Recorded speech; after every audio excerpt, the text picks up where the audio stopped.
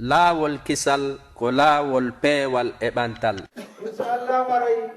kutuba meɗen on ko woni yiilade hande haray ko sabu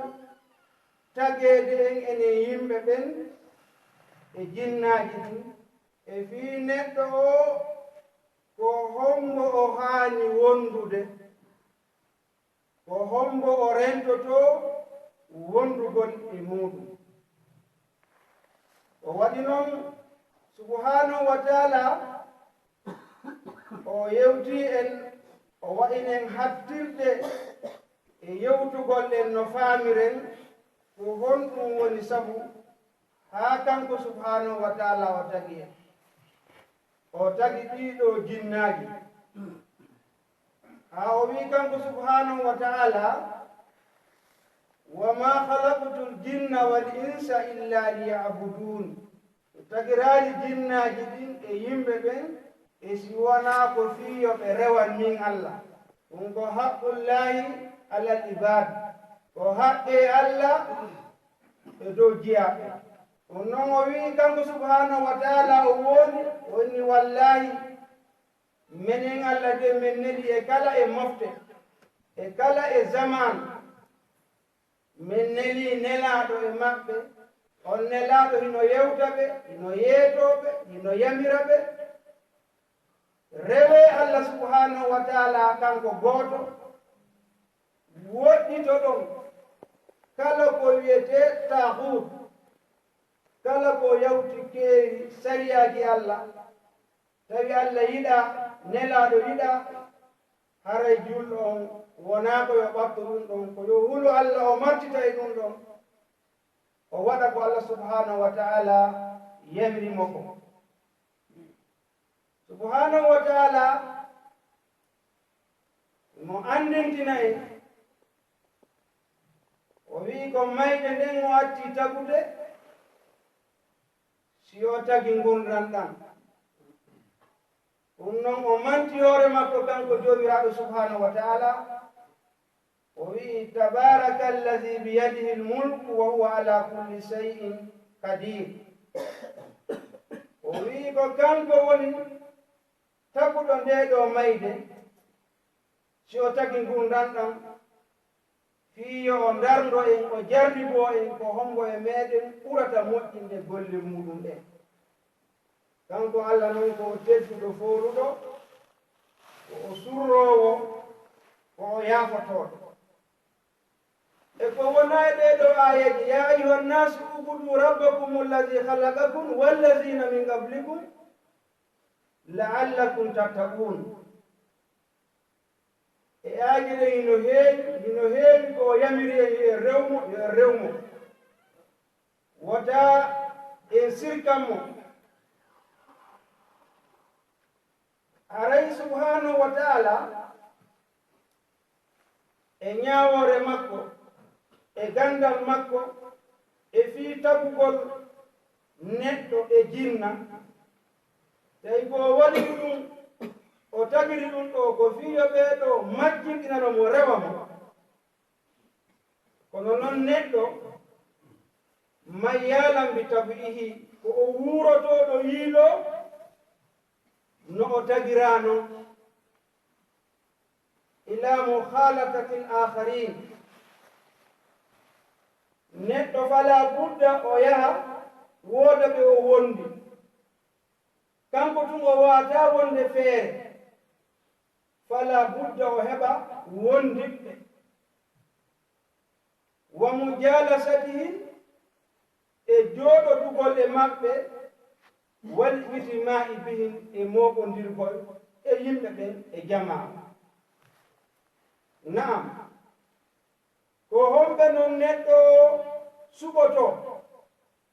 hayti haray wondiɓe maɓɓe ɓe wawi suɓade ko homɓe wondata. a wawata suɓade ko hombo siɗɗirta, kono a wawi suɓade ko an e hombo wondata, ko an e hombo wonta jaatigi. wayno ɓe wi yeetin ko hombo woni wondiɗɗo ma on jaatigi ma mi yeeto ma ko an woni hombo. hino e ɗo jooɗo ɗiɓe e wondiɓɓe neɗɗo on heɓay ko wiyete batte o heɓay ko o ñembini e ɓemɓe o wondata si tawi noon wondiɓɓe ɓe wona moƴƴuɓe ko jembintaako ko bone si tawi ko moƴƴuɓe haray ko jembintaako ko moƴƴi kon ko ɓen watta kon ko ɗum watta gooto fof no e golle diina njaatigi muɗum wa hasi mujalasa wal muqarana laha asaruha no jogii bacceji muɗum alwaadi o laaɓi boy fi fikri l insani e haqqil neɗɗo wa min hajihi e laawol makko ngol wa sulukihi e comportement makko on needi makko ni golle makko ɗen yaadu makko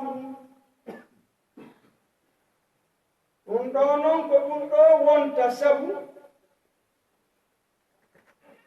e wondiɓe maɓe wondiɓe moƴƴuɓe wona moƴƴo wondiɓe bonɓe wona bonɗo waliyasu billah ko ɗo wonta sabu e wattinirde neɗɗo o e maleede mo ko aduna ɗo wo golakara o hay ɗo sa wondi e puyɗo mo gollata mo yiɗa golle a gollata wonta gollu hara ko fii ko nafa ma aduna ɗo wona no fii lakara on kadi janngo o waɗi noon o sensibilisatama o rerɗinma o wonma tarhib e wadde mo yaani ko nafay ma aduna e lakara ɗum noon neɗɗo himo battino e batte jooɗodiɓe makko ɓe gondiɓe makko ɓe himo wa'ano ɓe wayi noon ko hakkil wondiɓe ma ɓen woni ko battinotoɗa e ko piɓalle ko aqida siko yimɓe moƴƴuɓe yiɓɓe Allah e nelaɗo janngoɓe a wonay janngowo yiɓɓe Allah e nelaɗo jogga koɓe jokki ko wasulukan comportement no ɓe wattorta noon no ɓe yarata noon no ɓe ñaamirta noon ko on comportement ɗo ngal ƴettata ko kamɓe jembinta wa amalan golle ko ɓe gollata o haray ko ɗum ɗon woni ko gollata ɗum noon haray ko enen suɓanto hoore men wondiɓe ɓe wondeten wona goɗɗo suɓanto en kan suɓanto hoore ma jaatigi ma e wi noon ishabu man huwa fawqaka fi din wa dunaka fi dunia suɓa wondude e on ɓurɗoma faamude diina kan tawa si a woni ke o fewnete si a majji o tindinte e to wonda e on ɗon no wondi e nafa yaani accidaɓen yaani ɓe tawata haaju muɗum ko fii aduna tun ɓen ɗon on wada a heɓu wada a ɗaɓɓu njaatigi e ɓen ɗon anndo a wuuri ka a maayowo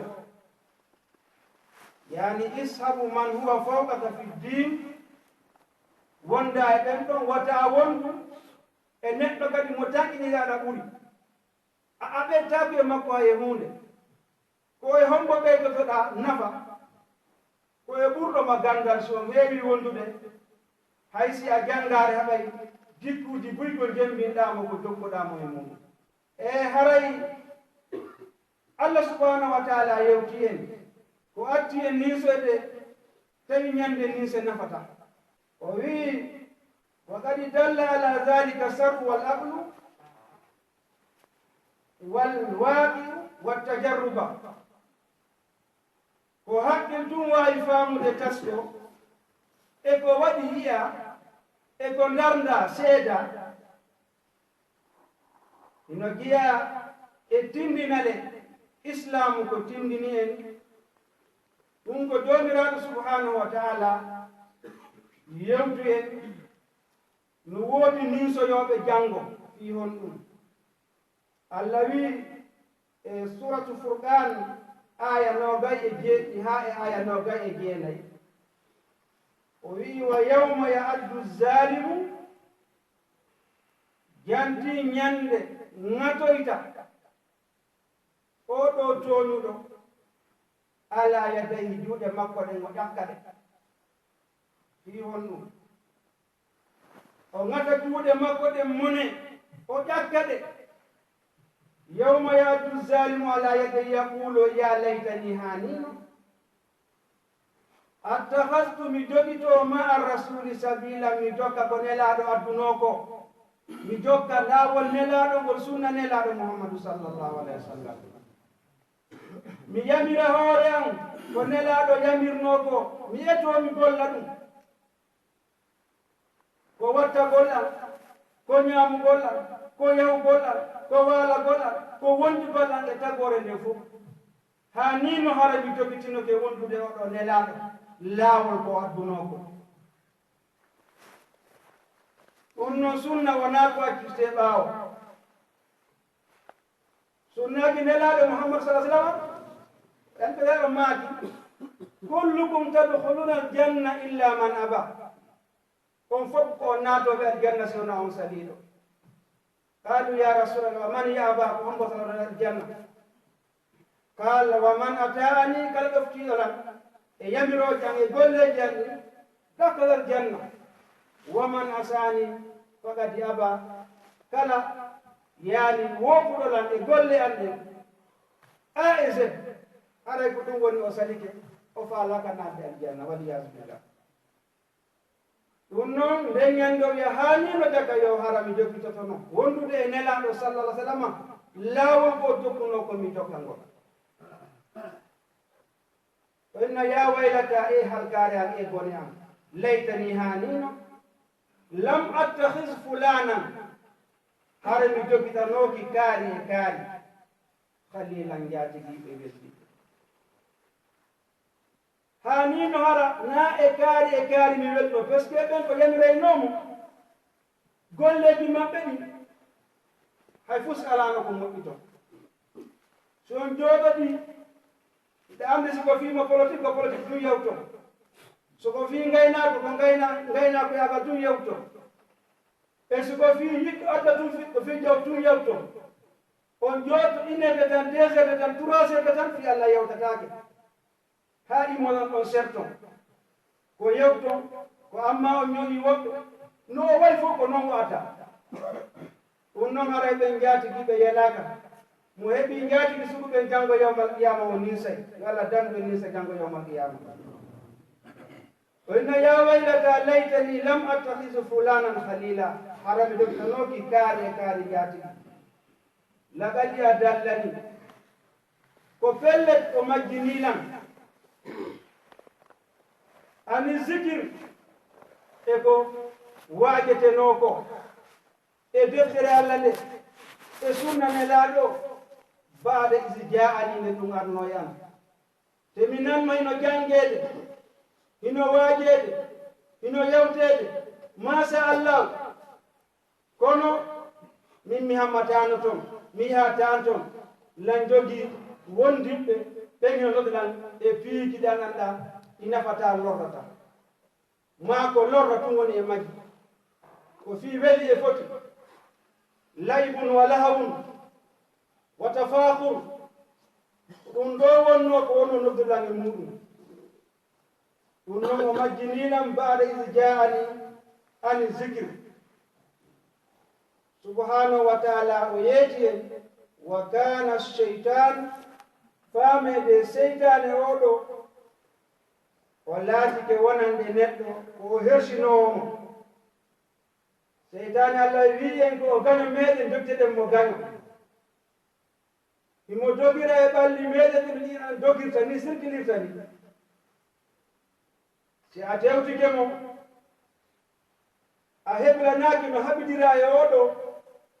o hersinta janngo yawmal qiyama ɗum noon waɗi iyas billah yo allah dandu en ɗum woni hersa janngo yawmal qiyama ninsugol yaani e ɓen ɓe welduno ɓe jaadodirno tawi ko ɓe noddeynoma ko ko e hoore boneji ɗi. Amma si a wondi e neɗɗo moƴƴuɗo a heɓay nafa ko wiyete important muradu moƴƴuru. ɗum haray o wii o ye hadis mo mi haali naane ishabu man huwa fawqaka fi ddin, wondu e on wonɗo sengo dow maɗa ko diina ɓurɗo ma. amma so ko fi adna o wa dunaka fi dunia, si a wonday wonda kadi on mo ɓurɗa fi adna on tawi ko fi jawdi ma goɗɗum kota ka ɓuri mo. par ce que si a ndaari ɓurɗo ɓe yarda ɓen a sunoto e fi adna on. ndaaruɓe ɓurɗa ɓen an kadi no woodi ɓe ɓurɗa, ta a ndaarɗin garangi ɓurɓe ma e fi adna o. amma noon si tawi ko diina ko ya a ndaaru ɓen ɓurɓe ma janngude faamude pratique eteɗa no jembinira ɓen ɗon. amma si tawi ko aduna o ndaara an kadi ɓen ɓe ɓurɗa annda an kadi ɗiɗa sengo dow ɓeeɗo e yetta Allah subhanahu wa ta'ala. o wi anna fi mujalasatihim e jooɗodugol e ɓeeɗo ɓurɗa makko diina faamude hifsan lil waqti, ko ɗum woni rendirɗum waktu maɗa o hara o yeebaaki allazi huwal hayatu, ɗum ko wiyete ngurdam. andi waktu on toujours no yaha tan o daraki nokku ngotu. ɗum ɗon noon wa huwa lwaw li kulli l amal, oɗo tan ko kanko woni miran kala golle ɗe. ñande fini woodi fof ko mirango ɗiɗo jogiɗa, ko golleji ma ɗi watte, golle moƴƴe ɗe e golle bonɗe ɗe. ɗum noon wata e to yeeba tan maɗa o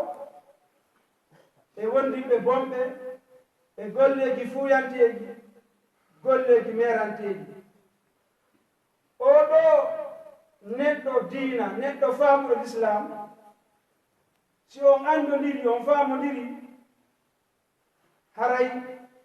fa inna min adati ahli khayri, no jiya e aada yimɓe moƴƴuɓe ɓe, du'a'u ba'dihim li ba'din, du'anagol yoga maɓɓe yoga. e fotte ko julɓe ɓen ɓen o a waɗen du'a fi julɓe ɓen fof, miɗo torani kaari ɗon du'a o ala ɗo. ɗon andi ko ɓuri moƴƴude e du'a ko nde musidɗo toranto musidɗo muɗum du'a e ɓaawo makko, ma o toranomo Allah ɓaawo makko. on ɗon du'a Allah jaabinanaymo. Allah kadi wiya malaikaji ɗiɗi harayno dari wiya an kadi woodanima sugu ɗum ko torayɗa musidɗo ma on ɓaawo makko.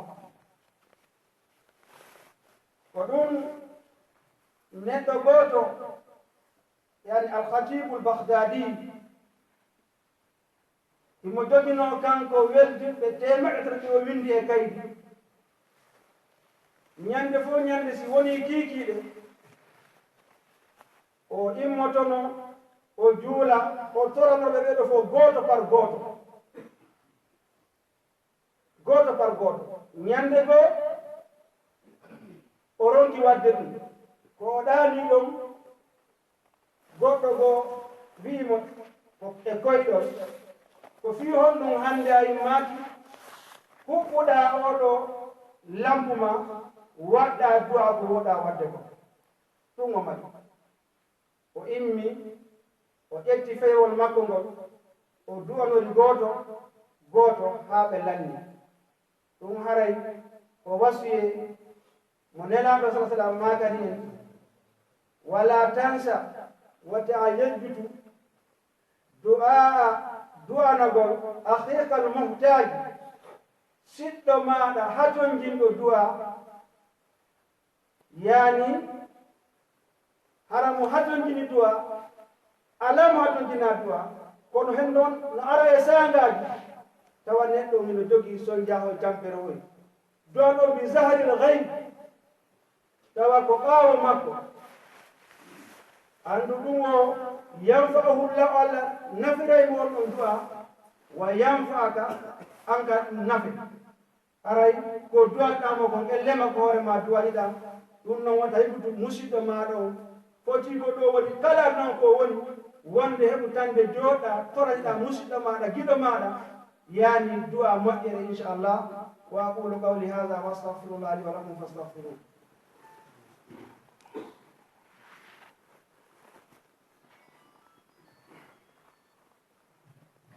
الحمد لله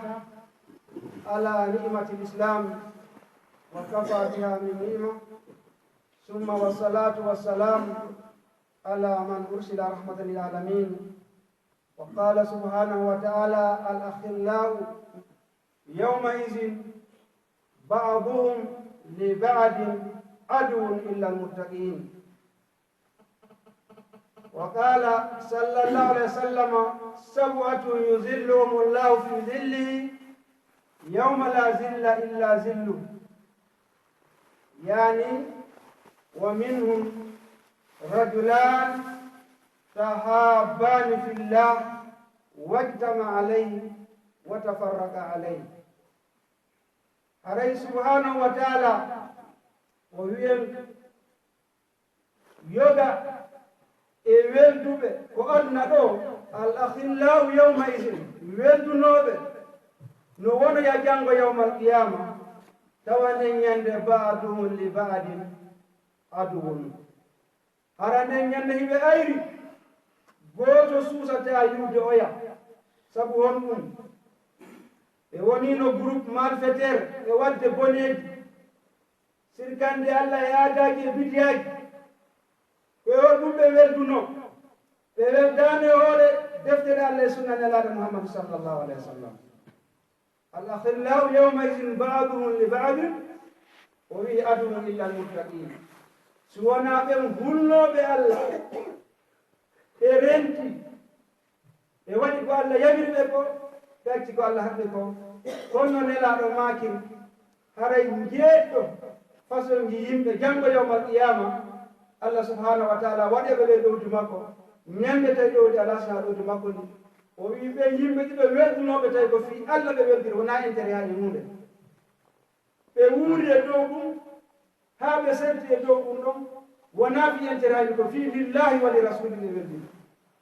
ɓen ɗon janngo yawmal qiyama ko dargal e ndin ɗon nguleyde ñande on ɗon soñja ɓe heɓoyta ko wiyete soñja tampere nguleydi nden ñande janngo yawmal qiyama. ɗum noon wa qala alayhi salatu wassalam innama masalu aljalisi salih waljalisi sui ka masali hamili lmisk wa nafiki lkhir. fa hamilu lmisk imma an yuhziyaka wa imma an tabta'a minhu wa imma أن تجد منه ريحا طيبا. ونافق الخير إما أن يغرق ثيابك وإما أن تجد منه ريحا خبيثا. نلاقي صلى الله عليه وسلم تولي مثال تماكي صفة مثال jonde moƴƴere wondiɓe moƴƴuɓe e jonde bonde e wondiɓe bonɓe e maaki ɗum no wayi hono romdiɗo parfum e neɗɗo wifowo biwɗi ɓe gandi bayloɓe si ɓe tafa e jandi yiite huɓɓete biwɗi waɗe wife neɗɗo wifa hangule no e takko yiite kadi hara mo ɓorti kadi no woni woɓɓe so ari mum no jogii ha hande sa jogi takko maɓɓe sa renaki ɗum nawninde. nelaɗo maayi ko ni woni sifa jonde moƴƴude e jonde bonde ɗo yono on rondiɗo parfum e wifowo biwɗi ɓe maaki sa jooɗoɗi e rondiɗo parfum o foti o yeɗima o okkorima e mum seeɗa a urnike no weɗi maɗum makko a urnitike fof ko nafoore ma ɗum ɗo a heɓay immorde makko ɗum woni henndu odeer moƴƴo ɗum ɗo fof ko nafa wonandema ko goo o yeɗima o ko rima immum ɗum a soodi e juuɗe makko tan mum ɗum a heɓi ko iwri e makko ɓurgol moƴƴo ɗum noon neɗɗo moƴƴo o sa wonti e makko ko ni togoɗa nafa e makko amma noon si tawi ko wifowo biwɗo ɗum woni jonde bonde nde ko goo sa jooɗi ke takko makko tonti ma ɗin sumi petto ñaari ari e tonti ma ɗin sumi ala mo landoɗa imma a heɓi immorde makko hendu yaani bargol gongol haray ɗum ɗo ko nimɓe wi wayi misal neɗɗo moƴƴo wondiɗo moƴƴo e neɗɗo si o moƴƴa bonɗo si a wondi e makko haray ko ni lornorta e makko yo Allah arsuke en heɓude yaani ɗaɓɓe hara wondiɓe meɗen ɓe ko wondiɓe gidayɓe en yewteɓe en ko nafata en aduna meɗen e lakara meɗen hara wonaɓe en jooɗo bimbi ha kikiɗo ko fi aduna tun ko yewtugol tun ɗum nenaɗo sa sallama ñande go ɓe maako no sahaba maɓɓe wa iyakum wal julusu fi turqat mi rentini on jooɗagol ko laawi saba maaki wa malana buddu ya rasulallah min ala feere min ala ko min jooɗo min tindira sawtende sina min ara ko grand place ji min jooɗo